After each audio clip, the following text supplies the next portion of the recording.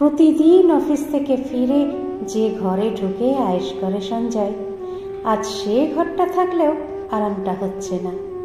চারিদিকে আগাছালো, জামা কাপড়ের স্তূপ পড়ে আছে, আনাচে কানাচে ধুলো রয়েছে ছড়িয়ে ছিটিয়ে। বিগত 25 বছরে কোনোদিন হয়নি তো এমন। আসলে প্রতিমা যে বড় পরিপাটি রাখত সবকিছু, তাই বোধ হয় ইট কাঠের দেওয়ালটা কখন যেন অজান্তেই ঘর হয়ে উঠেছিল। খাবার টেবিলে বসে খেতে গিয়েও হোঁচট খেল সঞ্জয়।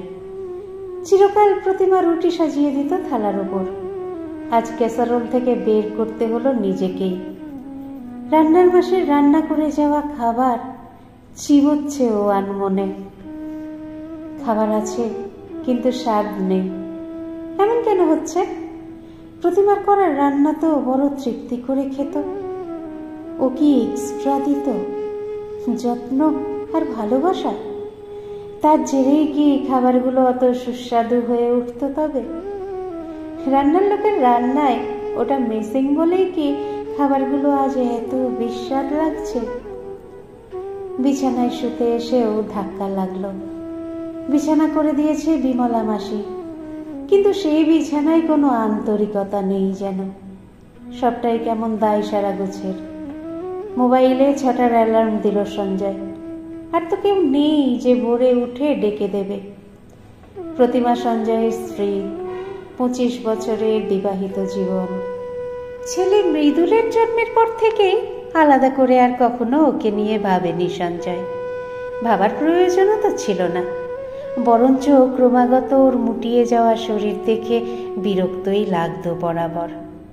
কতবার তো বলেও ছিল ওকে, এমন বিশ্রী চেহারা হচ্ছে কেন তোমার? আমার অফিসের মিসেস বোস সুলতা চ্যাটার্জিদের তো এমন চেহারা নয়।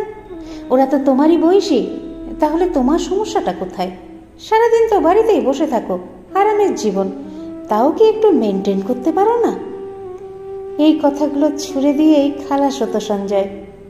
প্রতিমার প্রতিক্রিয়া কি হলো এসব শুনে তা দেখার কথা মনেই আসেনি কখনো। প্রতিমা আধুনিক পোশাক পরতে পারত না, গুছিয়ে সুন্দর করে কথা বলতেও পারত না, তাই ওকে অফিস পার্টিতে নিয়ে যেতে লজ্জা লাগতো সঞ্জয়ের। বারবার মনে হতো ওকে ঘর আর রান্নাঘরেই মানায় কেবল। মাঝে মাঝে কোনো মেলায় গিয়ে বা পাড়ার মোড়ের বড় দোকানটার শোকেসে আঙুল দেখিয়ে যখন বলতো, ওই ফুলদানিটা কিনে দাও না গো, ওটা আমাদের ঘরে বড্ড মানাবে। বা যখন আবদার করত, এবার বিয়ের তারিখে আমার কিন্তু একটা নকশা করা চাদর আর বালিশের কভার চাই, তখন প্রতিবার বিরক্ত হতো সঞ্জয়। কতবার তো বলেই দিয়েছে, রোজগার তো করতে হয় না, টাকার মর্ম বুঝবে কিসে? আবদার করেই তো তুমি খালাস।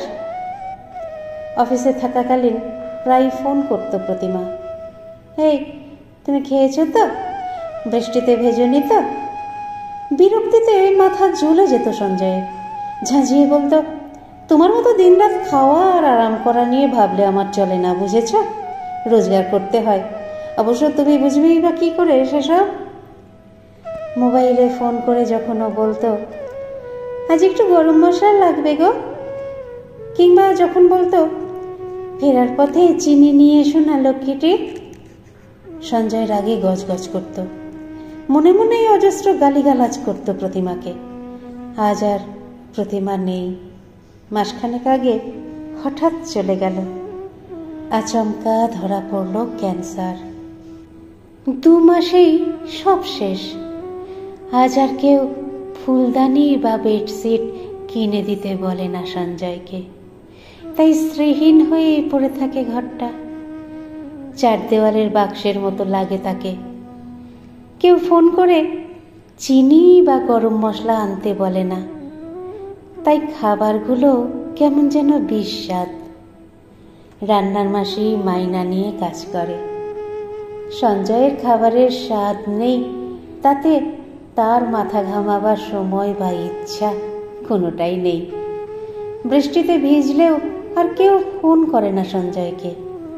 খাওয়া না হলেও কেউ বলে না, খেয়ে নাও না গো। অর্থ উপার্জনের ভারী দম্ভ ছিল সঞ্জয়ের। উপার্জন তো সে আজও করে। তাহলে এমন ছন্ন ছাড়া কেন হয়ে গেল জীবনটা? সব কি তাহলে বেঁধে রাখত সেই মানুষটাই? চোখ দিয়ে জল পড়ছে সঞ্জয়ের, বালিশ ভিজে যাচ্ছে। কেন সময় থাকতে একটু যত্ন করলো না মানুষটাকে? আসলে চার দেওয়ালের এই বাড়িতে ঘর তো সেই করে তুলেছিল মমতা আর ভালোবাসায়। রোজ নামচা দিন গুজরানকেও তো আরামের জীবন সেই করে তুলেছিল অক্লান্ত পরিশ্রমে। আমাকে ক্ষমা করো প্রতিমা, তুমি না থাকলে যে জীবনটা এত বিস্বাদ হয়ে যাবে বুঝিনি, বুঝতেই পারিনি যে তুমি নীরবে আমার প্রত্যেকটা দিনকে সুন্দর আর আরামের করে তোলো। বুঝতে পারিনি শুধু তোমার এত বছরের ভালোবাসায় এই ইট কাঠের বাড়িটা কখন যেন শান্তির এক ফালি ঘর হয়ে উঠেছে। ছেলেটাকে বোঝাতে হবে, বলতে হবে যে আসলে মেয়েরাই চার দেওয়ালের বাড়িটাকে ঘর করে তোলে নিজেদের যত্নে ভালোবাসায়, তাই তাদেরও যত্নই প্রাপ্য, অবহেলা নয়। সময় থাকতে সেটা বুঝতে হবে, নইলে যে দেরি হয়ে যায়, বড্ড দেরি।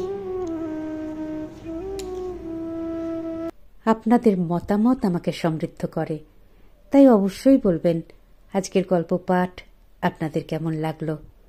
যারা চ্যানেলটিকে সাবস্ক্রাইব করেছেন তাদের অসংখ্য ধন্যবাদ, আর যারা এখনো পর্যন্ত সাবস্ক্রাইব করেননি তারা একটু কষ্ট করে সাবস্ক্রাইব করে নিয়ে সঙ্গে থাকুন না প্লিজ। একটু লাইক শেয়ার এগুলো নিশ্চয়ই বলে দিতে হবে না। সুস্থ থাকবেন, সুন্দর থাকবেন আর অপেক্ষা রাখবেন পরবর্তী গল্পের। নমস্কার।